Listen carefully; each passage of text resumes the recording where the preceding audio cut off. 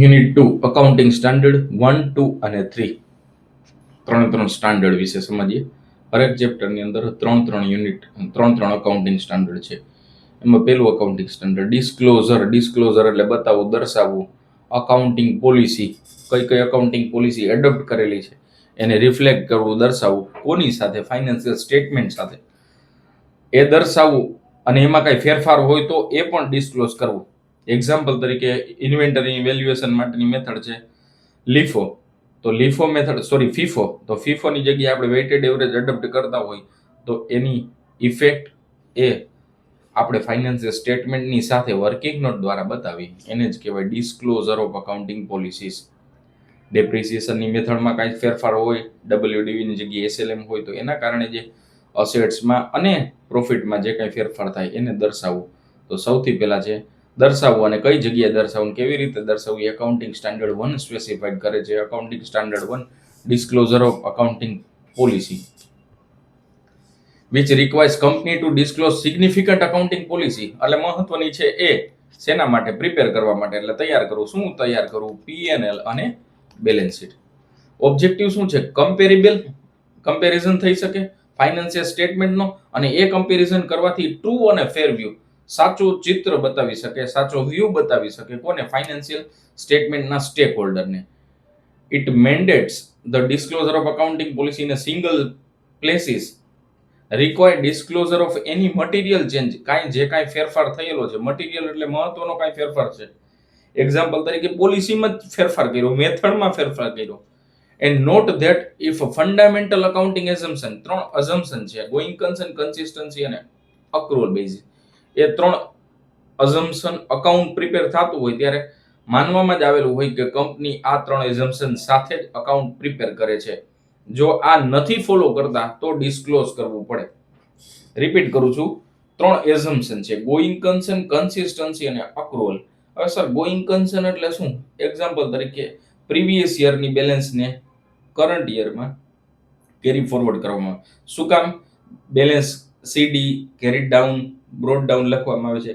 આપણે એવું જ માનીએ છીએ કે business number of time continue રહેશે, અને એ બિઝનેસ માટે ગોઈંગ કન્સર્નનો કન્સેપ્ટ અપ્લાય થાય. કન્સિસ્ટન્સી એટલે એક પોલિસી પ્રીવિયસલી અપ્લાય હતી એ જ પોલિસી આપણે અડોપ્ટ કરીએ છીએ. અને અક્રુઅલ એટલે શું? કે જે કેશ બેઝિસ સિસ્ટમ નથી એને પણ આપણે રેકોર્ડ કરવું, મેન્શન કરવું. એક્ઝામ્પલ તરીકે સેલ્સ છે એ ક્રેડિટ અને કેશ બંને દર્શાવવામાં આવે. ક્યાં? ટ્રેડિંગની ક્રેડિટ સાઈડ. કઈ રીતે? આપણે સેલ્સ કરેલું હોય તો કેશ સેલ્સ જ લખવું જોઈએ. શું કામ? કેશ મળેલા છે, પણ આપણે ક્રેડિટ લખીએ છીએ, એની પાસેથી અમાઉન્ટ રિસીવ નથી થયા છતાં પણ લખીએ છીએ. એન્ટ્રી શું કરીએ? ડેટર્સ ટુ સેલ્સ, અને આપણે એને ટ્રેડિંગની ક્રેડિટ દર્શાવીએ છીએ. કયા કન્સેપ્ટના આધારે? અક્રુઅલ. એ કહેવાનું ન હોય, રેગ્યુલરલી ફોલો થતું જ હોય. જો નથી ફોલો કરતા તો ડિસ્ક્લોઝ કરવું પડે, એ કમ્પલસરી છે. કી રિક્વાયરમેન્ટ કઈ રિક્વાયરમેન્ટ છે અકાઉન્ટિંગ સ્ટાન્ડર્ડનું? મટીરિયલ ચેન્જીસ હોય, કઈ મહત્વના ફેરફાર હોય, સુધારા વધારા હોય તો દર્શાવો.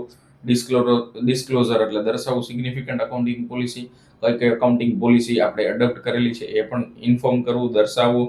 અને ઇન વન પ્લેસ એટલે શું? બેલેન્સ શીટ અથવા ફાઇનાન્શિયલ સ્ટેટમેન્ટ બની જાય, એના પછી ફૂટનોટ દ્વારા અથવા વર્કિંગ દ્વારા એ દર્શાવવામાં આવે.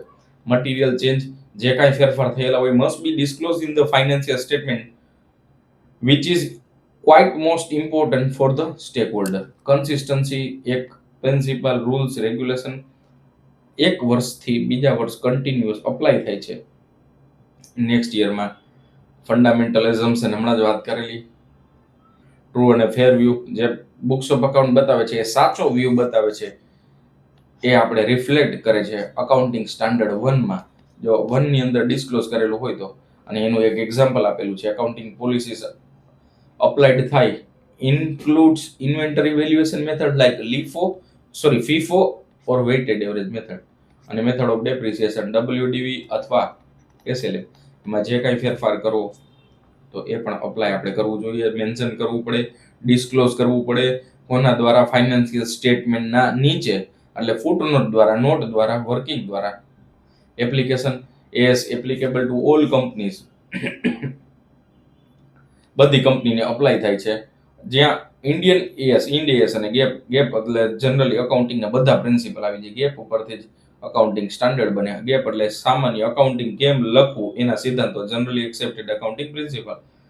પ્રોફિટ ઓરિએન્ટેડ અને નોન પ્રોફિટ ઓરિએન્ટેડ. નોન પ્રોફિટમાં કયું એક્ઝામ્પલ છે? બીસીસીઆઈ. બીસીસીઆઈ ને પણ accounting standard, government grant example તરીકે accounting standard 12 government grant receive થઈ તો એનો હિસાબ પણ બીસીસીઆઈ મેન્ટેન કરવો પડે, જે એનપીઓ છે. અને પ્રોફિટ મેકિંગ એટલે રિલાયન્સ ઇન્ડસ્ટ્રી, એને પણ અકાઉન્ટિંગ સ્ટાન્ડર્ડ એ જ મુજબ મેન્ટેન કરવા. એટલે બધા માટે કમ્પલસરી છે ડિસ્ક્લોઝ કરવું accounting policy. If a material change would be there. It does not apply to interim financial report. Interim એટલે શું? એક વર્ષથી ઓછો ફાઇનાન્શિયલ સ્ટેટમેન્ટ બનતું હોય અથવા પ્રિપેર થતું હોય તો એના માટે અપ્લાય થશે નહીં. Accounting standard 2. હવે બીજું છે ઇન્વેન્ટરી વેલ્યુએશન. ખાસ આ ચેપ્ટર તમને ખ્યાલ જ હશે, છતાં પણ થિયોરેટિકલ આસ્પેક્ટની અંદર કઈ રીતે લખવું. Inventory should be valued at cost or NRV, whichever is lower. Cost અથવા એનઆરવી માંથી જે લોઅર હોય. એનઆરવી એટલે નેટ રિયલાઇઝેબલ વેલ્યુ, અને નેટ રિયલાઇઝેબલ વેલ્યુ એટલે એ માર્કેટની અંદર વેચવા જાઓ અને એનો એક્સપેન્સ માઇનસ કરો તો કેટલા રિયલાઇઝ થઈ શકે. ફેક્ટર અને વેલ્યુએશન માટેના અલગ અલગ અમુક સ્ટેપ છે વેલ્યુએશન કરવા માટેના. તો સૌથી પહેલા ડિટરમાઇન કોસ્ટ ઓફ ઇન્વેન્ટરી. સૌથી પહેલા કોસ્ટ ઓફ ઇન્વેન્ટરી ડિસાઇડ કરવી, જે તમારા ચેપ્ટરમાં આવી ગયો છે જનરલી સીએના સ્ટુડન્ટને, કે કોસ્ટ ઓફ ઇન્વેન્ટરી કઈ રીતે ડિસાઇડ કરવી. ઇન્વેન્ટરી માટે ફોર્મ્યુલા છે ક્લોઝિંગ સ્ટોકની formula, opening stock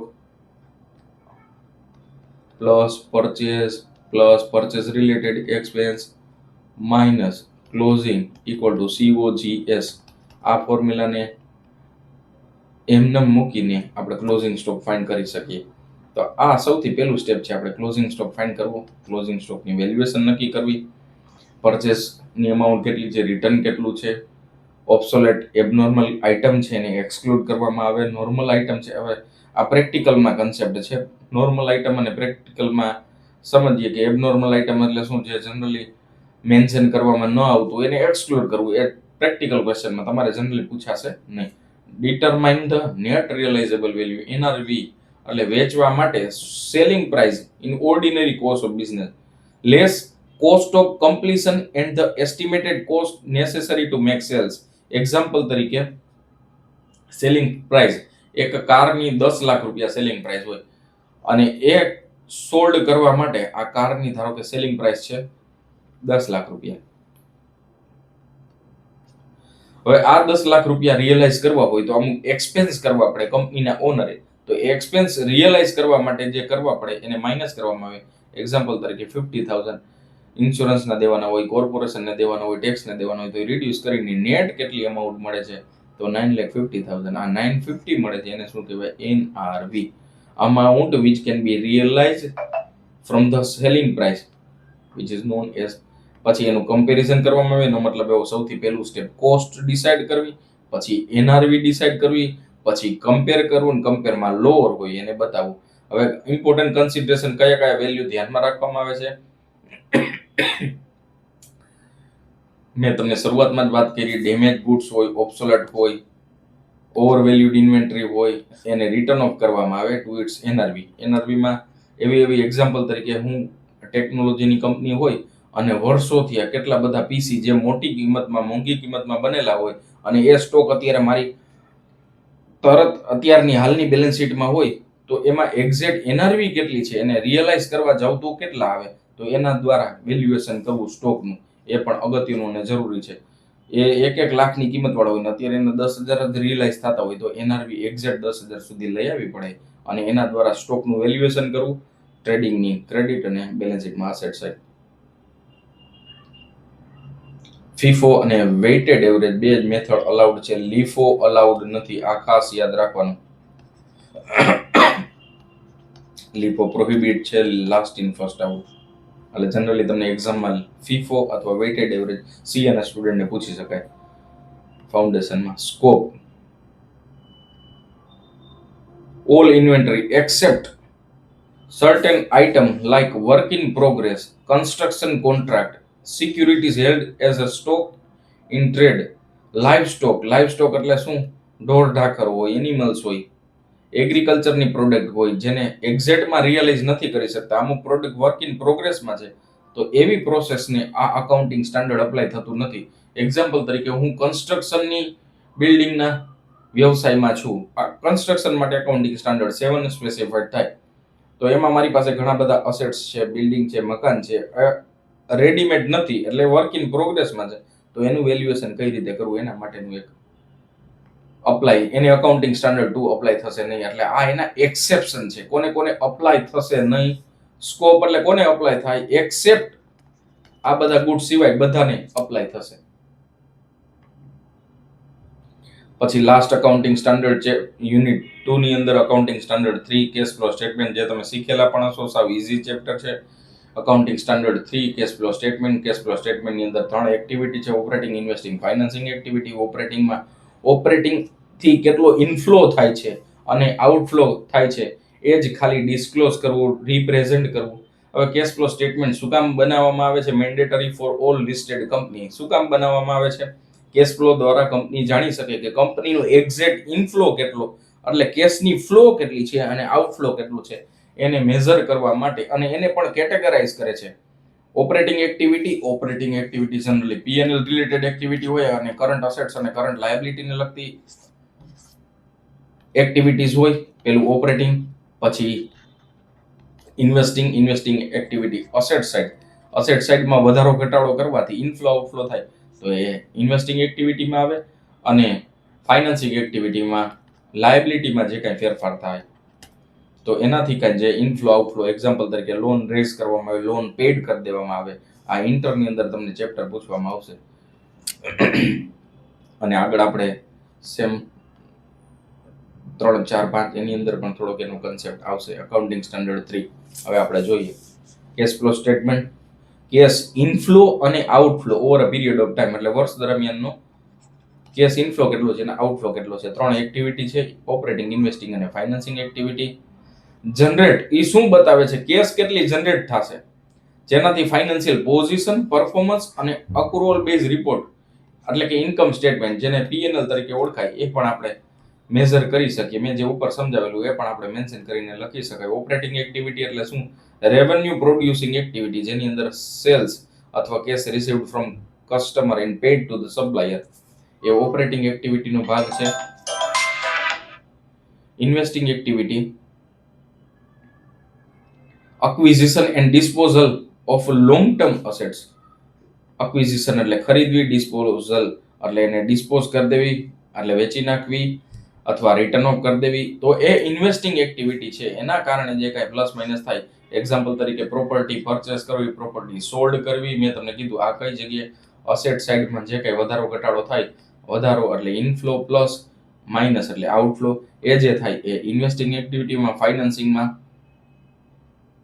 share issue કરવામાં આવે, શેરને રિડીમ કરવામાં આવે, ડિબેન્ચરને ઇસ્યુ કરવામાં આવે, ડિબેન્ચરના અમાઉન્ટ રિડીમ કરવામાં આવે. તો એ બધી ફાઇનાન્સિંગ એક્ટિવિટી અને એ મેન્શન કરવી પડશે. પર્પસ શું છે? કેશ જનરેટિંગ એબિલિટી કંપનીની કેટલી છે એના દ્વારા કંપની ઇઝીલી જાણી શકે. અને ફાઇનાન્શિયલ સ્ટેટમેન્ટની સાથે મોસ્ટલી બધી કંપનીએ કેશ ફ્લો સ્ટેટમેન્ટ પણ પ્રિપેર કરતી હોય અને પ્રેઝન્ટ પણ કરતી હોય. જનરલી આઈપીઓ આવતો હોય એમાં તમે જોઈ શકો 3 એક્ટિવિટીમાં કેટલો ઇનફ્લો આઉટફ્લો થાય છે.